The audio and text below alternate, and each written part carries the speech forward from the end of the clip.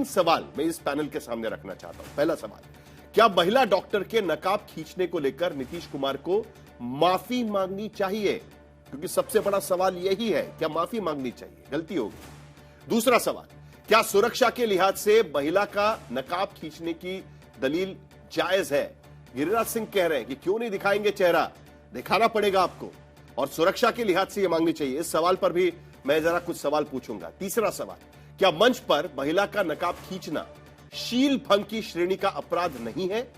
क्योंकि जिस तरीके से उसको छुआ गया, वो भूल जाइए कि उधर नकाब होता, घूंघट होता या मास्क होता, जो आजकल दिल्ली में कई लोग लगाकर घूम रहे हैं, उसके बावजूद वो भी खींचा जाए, तो क्या उसको शील भंग की श्रेणी में पकड़ना चाहिए या नहीं पकड़ना चाहिए? शुरुआत अनुप्रिया जी आप ही से करनी पड़ेगी। आप एक महिला है, आप प्रवक्ता है, आप कई चर्चाओं में शामिल हो चुकी है, आप पॉलिटिकल कार्यकर्ता है, राजनीतिक कार्यकर्ता के तौर पर आप काम कर चुकी हैं। मान लीजिए कल किसी आपके साथ इस तरीके की घटना होती, कोई पुरुष आपके साथ इस तरीके की घटना करता, तो आप क्या करती? साहिल जी, आपने जो मुझसे सीधा सवाल पूछा, उस पर जवाब देने के पहले एक सवाल जो मैं आपसे भी पूछना चाहूंगी और यहाँ मीडिया, हमारे जो पैनलिस्ट है उनसे और देश की जनता से। जिस वीडियो के आधार पे माननीय मुख्यमंत्री जी के ऊपर आक्षेप लगाया जा रहा है कि वो मजहबी हो गए हैं, या उनकी मानसिक संतुलन खो गई है, या मुख्यमंत्री बने रहने के लिए वो काबिल नहीं है, या उनका स्वास्थ्य खराब हो गया है, ऐसी फुटेज के आधार पर अगर ये सवाल है, तो यह सवाल तब भी पूछना चाहिए था जब कांग्रेस के वरिष्ठ नेता अशोक गहलोत ने एक महिला की घूंघट उठाते समय में यह कहा कि आपको घूंघट करने की जरूरत नहीं है, तुम्हें यह अधिकार मिल रहा है, तुमने जो काबिलियत दिखाई है उस आधार पे तुम्हें नवाजा जा रहा है, तुम्हें घूंघट करने की जरूरत नहीं है। सिद्धारमैया कांग्रेस के एक वरिष्ठ नेता है, उनकी भी एक फुटेज है।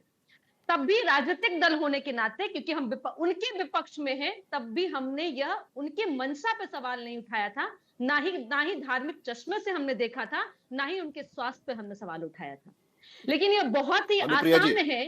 एक मिनट मसाई जी, ये बहुत ही आसान है। नहीं, मैं जरा टोकना चाहता हूं आपको। आपने मुझसे सवाल पूछा है तो मैं पहले जवाब दे दूं, क्योंकि आपने मेरे सवाल का तो जवाब नहीं दिया। आपने मुझसे सवाल पूछा है तो मैं जवाब दे दूं, और मैं यहां पर पब्लिक फोरम पर यह कह देता हूं कि कोई भी किसी भी तरीके से पब्लिक फोरम पर इस तरीके से बिहेव करेगा, फिर वो उसका वीडियो आए या बाकी कुछ आए, अगर ये प्राइवेटली होता तो बात अलग होती, लेकिन पब्लिक फोरम पर मुख्यमंत्री सचिवालय के भीतर 1000 से ज्यादा आयुष के जो कर्मचारी जो ज्वाइनिंग हो रहे हैं उनकी लेटर दिए जाने थे, सिर्फ 10 लोगों को चुना गया था उसमें।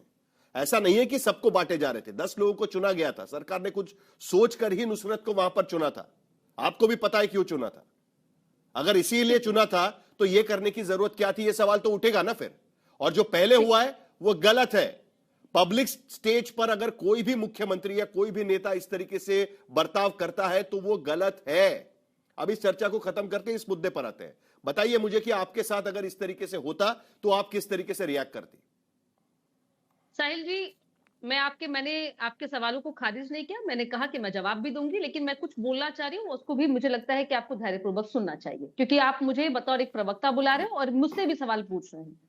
मुख्यमंत्री जी के 20 वर्षों के शासनकाल में कभी भी यह प्रदर्शित नहीं हुआ कि वह धार्मिक चश्मे से कभी भी बिहार की जनता के साथ में नाइंसाफी करते हैं। उन्होंने लगातार, चाहे वो मुस्लिम समुदाय की महिला हो या हिंदू समुदाय की महिला हो, किसी धर्म से आती महिला हो, उनको बराबर सम्मान दिया, अधिकार दिया, उतनी ही इजाजत सभी धर्म की महिला की दी, कभी राजनीतिक भेदभाव नहीं की। दूसरी बात, आपने मुझसे जो सवाल पूछा, बतौर महिला मैं नुसरत परवीन जी से अगर उनकी भावना को यह आघात पहुंचाया है, उनके धार्मिक भावना को आघात पहुंचा है, तो मैं माफी मांगती हूं। लेकिन इस माफी के साथ में एक बात और भी कहूंगी कि मेरे नेता की नीयत कभी भी इस तरह से नहीं हो सकती है, क्योंकि मैं पार्टी की प्रवक्ता हूं और मेरे नेता की नीयत पर सवाल उठेगा तो मैं जवाब दूंगी। हमारे नेता माननीय मुख्यमंत्री जी ने जब नकाब हटाया तो एक शब्द भी क्या है, इसकी जरूरत क्या है, क्योंकि आप सशक्त महिला हैं, आप एक ऐसे स्वास्थ्य व्यवस्था में जा रही हैं जहां पे आपको लोगों से ट्रीटमेंट आप कराएंगे और आप अपने चेहरे को ढक रही हैं। ऐसी कौन सी मजबूरी है? माननीय मुख्यमंत्री जी ने यह भी कहा, अगर आपने अभी आप ये कहने की कोशिश कर रही है, ठीक है, आप ये कहने की कोशिश कर रही है, मुझे प्रियंका भारती के पास जाना है इस पूरे मामले को लेकर। लेकिन आप जिस बात को कहने की कोशिश कर रही है कि भाई आप सशक्त है, आपको ये सब पहनने की जरूरत नहीं है वगैरह, आप इस बात को कहने की कोशिश कर रही है, जरा वो वीडियो आपको दिखाते हैं, जरा एक बार फिर दिखाइए। देखिए स्क्रीन पर ये वीडियो चल रहा है, पीछे सम्राट चौधरी खड़े, उप मुख्यमंत्री है प्रदेश के, और नीतीश कुमार जब नकाब खींच रहे हैं तो पीछे से वो उनका हाथ खींचने की कोशिश कर रहे हैं। ये क्यों किया जा रहा है? फिर आप यहां पर ये कहने की कोशिश करिए कि देखिए आप सशक्त है, आपको ये नकाब पहनने की जरूरत नहीं है, तो सम्राट चौधरी उनका हाथ क्यों खींच रहे हैं? फिर क्यों खींच रहे हैं उनका हाथ? वहां पर देखिए पब्लिक फोरम में ये वीडियो आप फुल स्क्रीन पर देख सकती है, स्क्रीन पर। आप आज तक के चैनल पर चला रहे ये वीडियो, आज की बात नहीं, ये 15 तारीख की घटना है और मैंने कई बार इसको देखा है। और मैं फिर कह रही हूं कि यह हमारा देश संविधान से चलता है। किसी भी तरह के धार्मिक दबाव में आकर के आपको किसी भी दबाव में जीने की जरूरत नहीं है। पाकिस्तान नहीं, ये भारत है और सभी को इजाजत है। धार्मिक मुद्दे पर बात ही नहीं कर रहा हूं। नहीं, धार्मिक मुद्दे पर बात किया जा रहा है मानस जी। नहीं, धार्मिक मुद्दे पर मैं बात ही नहीं कर रहा। बाकी जो कर रहे हैं उनको आप जवाब दे दीजिए। नहीं, आपने बताया साहिल तो अभी ये नुसरत ज्वाइन कर रही है सर्विस की नहीं कर रही है सर्विस? हाँ, आप सरकारी पार्टी की प्रवक्ता होने के नाते बता दीजिए वो ज्वाइन कर रही है कि नहीं कर रही है, क्योंकि रिपोर्ट्स आ रही है कि उन्होंने मना कर दिया है ज्वाइन करने से, वो कोलकाता चली गई है। तो वो जो लेटर दिया गया उसके बाद ज्वाइन किया है उन्होंने कि नहीं किया है? साहिल जी, आपके पास में क्या आधिकारिक जानकारी है? आप इसकी पुष्टि करते हैं कि नुसरत जी ने कहा है कि वो ज्वाइन नहीं करेंगी? मैं पूछ रहा हूं, इसीलिए आपसे पूछ रहा हूं ना मैं। रिपोर्ट्स ऐसे आ रही है, मेरा सवाल ही उस तरीके से था। रिपोर्ट्स इस तरीके से आ रही है कि वो ज्वाइन नहीं कर रही है, तो इसलिए मैं आपसे कंफर्मेशन चाहता हूं कि ज्वाइन कर रही है, नहीं कर रही है, ज्वाइन किया है, नहीं किया है, आप ही बता दीजिएगा। नहीं, पहली बात कि उनका निजी मामला है, वो ज्वाइन करना चाहती कि नहीं ज्वाइन करना चाहती है। दूसरी बात, इस प्रकरण के कारण वो ज्वाइन नहीं करी, ऐसा कोई भी आधिकारिक बयान उनका नहीं आया है। और राजनीतिक मंशा के तहत अगर नीतीश कुमार जी के स्वास्थ्य पर सवाल उठाइएगा, नीतीश कुमार जी की क्रेडिबिलिटी पर सवाल उठाइएगा, तो 2025 के विधानसभा का नतीजा भी वो लोग देख ले जो सवाल पूछते हैं, जिनके घर में महिला सुरक्षित नहीं है, जिनके परिवार की महिलाएं सुरक्षित नहीं है, जिनको बाल पकड़ के घसीट के बाहर निकाल दिया जाता है, जो महिला उनके घर में उनकी पुत्री है उनको अपमानित करके निकाल दिया जाता है, तब वैसे लोग से सवाल कहीं से भी पूछना मुझे लगता है कि गलत हो जाता है। और फिर मैं कह रही हूं अंतिम में कि मैं एक महिला एक क्षण के लिए भूल जाइए ना कि वो मुख्यमंत्री है, परवीन जी कोई और पुरुष ने इस तरीके से किया होता। भूल जाइए कि एक क्षण के लिए भूल जाइए कि वो नकाब है। आप मान लीजिए कि आप दिल्ली में और वहां पर वो नकाब जो मास्क पहनना पड़ता है दिल्ली में आजकल, वो पहन के आप घूम रही है और कोई पुरुष इस तरीके से करेगा, क्या इसको शीलभंग नहीं माना जाएगा? साहिल जी, मुझे लगता है कि आप एक पिता भी होंगे, आप एक पति भी हैं और एक भाई भी होंगे। और आपका जो दायित्व अपने घर के अंदर है और आप जो बाहर में खड़े होते हैं, तो दोनों दायित्व में बहुत अंतर हो जाता है। लेकिन एक पिता अगर अपनी बेटी को गला लगाता है तो उसका अर्थ यह नहीं होता है जैसे अगर सड़क पे कोई आपको गला लगा। कभी कभी है ना पार्टी प्रवक्ता के ऊपर भी बात होनी चाहिए। नहीं, मैं गार्डियन के रूप में ही पूछ रहा हूँ आपसे। हाँ, बिल्कुल, मैं गार्डियन के रूप में ही इस बात को पूछ रहा था। उस गार्जियन के रूप में उन्होंने बोला भी कि तुम्हें किसी भी तरह की डर और भय में आतुर होने की जरूरत नहीं है, ये तुम्हारा प्रदेश है। तो वो सम्राट चौधरी को भी कहना चाहिए था, वो हाथ खींच रहे हैं पीछे से। जानकारी नहीं, देख उन्होंने क्या कहा, क्या व्यवहार किया मुझे नहीं पता, लेकिन हमारे नेता की नियत कहीं से भी डाउटफुल नहीं है। प्रियंका भारती जवाब दीजिए। वो कह रही है कि नियत पर सवाल उठाया जा रहा है, नियत पर सवाल उठाने की जरूरत नहीं है, हालांकि मुद्दे कई सारे हैं, कई सारी चीजों पर इस पर सवाल उठाए जा सकते हैं। साहिल जी, मैंने शांति से सुना, उम्मीद करती हूँ कि सब शांति से ही सुनेंगे। जो हरकत नीतीश कुमार जी ने आज की है 15 तारीख को, उसी तरह की हरकत दुशासन ने की थी और महाभारत हुआ हमने देखा। लेकिन एनडीए काल में तरह तरह के दुशासन दरबार में भरे हुए हैं। पहले दुशासन जो नकाब खींचते हैं, दूसरे दुशासन ऐसे हैं जो कहते हैं अरे नकाब ही तो छू लिया, कहीं और छू लिया होता, कहीं और उंगली लग गई होती तो क्या हो जाता। तीसरे दुशासन तो ऐसे नफरती चिंटू हैं जिनको हमारे महामानव ने मंत्री बना के रखा है, जो इंसान कहलाने के लायक नहीं है। वो तो ये कहते हैं चेहरा तो दिखाओ, ये उनकी भाषा है। कहते हैं कि रिफ्यूजल, नौकरी करे या ना करे या जहन्नुम में जाए, ये हमारे मंत्री की भाषा है। इंसान कहलाने के लायक है वो? ये सवाल तो हम करेंगे। और साथ ही साथ एक और बड़ा कंसर्न है साहिल जी, बड़ा कंसर्न ये है कि जब मुख्यमंत्री महोदय ऐसी हरकत करते हैं ना, मुंह पर से जबरन वो छीन लेते हैं, नकाब खींच लिया जाता है, तो उनको पता होना चाहिए कि कौन कौन सी धारा उन पर लागू होती है।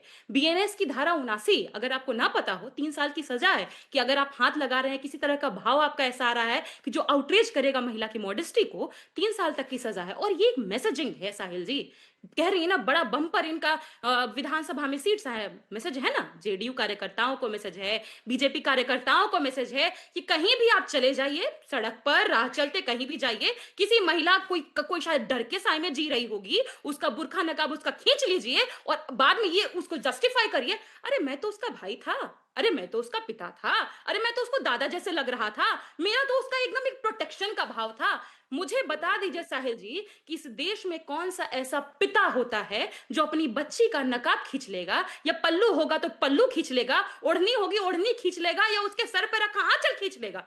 कौन सा ऐसा पिता होता है? मुझे नहीं लगता है कि ऐसा कोई पिता इस देश में तो होता होगा, या कहीं पूरे विश्व में भी ऐसा कोई पिता होगा। पिता अपनी बच्ची के इज्जत को संजोते हैं, ना कि भरे मंच से किसी का नकाब खींचते हैं। और सबसे इंपॉर्टेंट बात यह है कि जिस तरह की ऐसी घटनाएं जब जब होती हैं, देश इससे अगर कोई क्या मैसेज नहीं लेता है? आप मुझे बताइए कि अगर मुख्यमंत्री ऐसी हरकत करेंगे तो क्या राह चलता हुआ कोई भी मंचला ऐसा हरकत करने के लिए बाध्य नहीं होगा? और दूसरी बात कि पहली बार किया मुख्यमंत्री जी ने, आपको याद नहीं है विधानसभा का वो वीडियो जहां पर मुख्यमंत्री खुद ऐसा करेंगे तो कल बिहार की सड़कों पर नकाब खींच खींच कर पूछा जाएगा कि आपकी आइडेंटिटी बताइए। ये भी तो हो सकता है ना, ये भी तो सवाल यहां पर उठाया जा रहा है।